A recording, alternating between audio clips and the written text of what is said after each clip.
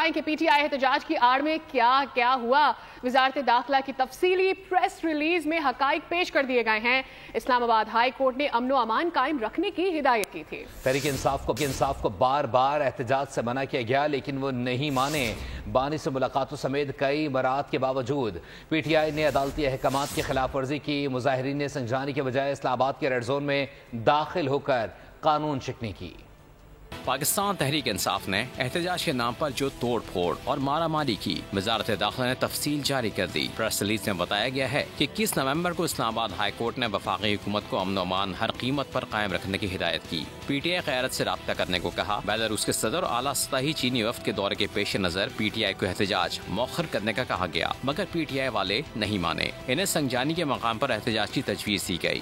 بانی سے ملاقات سمیت کئی مراد دیں مگر انہوں نے عدالتی احکامات کی خلاف ورزی کی۔ مظاہرین نے اسلام آباد کے ریڈ زون میں گھس کر قانون شکنی کی، ڈیوٹی پر مامور اہلکاروں کو نشانہ بنایا، اسٹین گرینیڈ، آنسو گیس شیل و کیل جڑی لاٹھیوں وغیرہ کا استعمال کیا۔ کاموں کے لیے کے پی کے سرکاری وسائل کا بھرپور استعمال کیا گیا۔ پرتشدد کارروائیوں میں تربیت یافتہ شرپسند اور غیر قانونی افغان شہری بھی شامل تھے۔ یہ شرپسند براہ راست مغفور اشتہاری مراد سعید کے ماتحت سرگرم تھے جو خود بھی ان کے ہمراہ موجود تھا۔ قانون نافذ کرنے والے اداروں کے اہلکاروں نے پرتشدد مظاہرین کے ساتھ انتہائی تحمل کا مظاہرہ کیا، مگر چیک پوسٹ پر مامور 3 رینجرز اہلکاروں کو گاڑی چڑھا کر شہید کیا گیا۔ مظاہرین نے تشدد کر کے ایک پولیس اہلکار کو بھی شہید کیا۔ 232 اہلکار شرپسندوں کے ہاتھوں زخمی ہوئے۔ شرپسندوں نے سیکیورٹی فورسز پر بھی حملہ کیا اور پولیس کی کئی گاڑیوں کو آگ لگائی۔